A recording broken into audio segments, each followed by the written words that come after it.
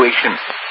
The following message is transmitted at the request of Keith County Emergency Management 911 Agency.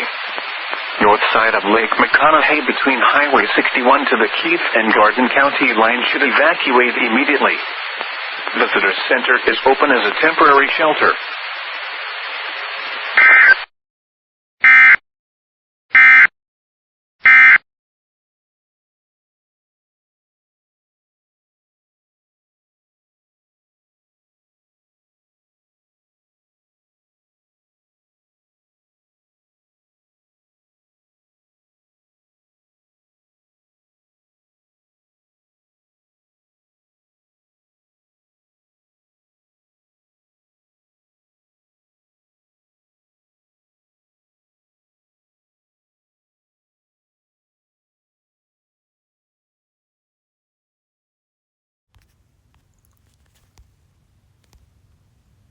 Is this real life?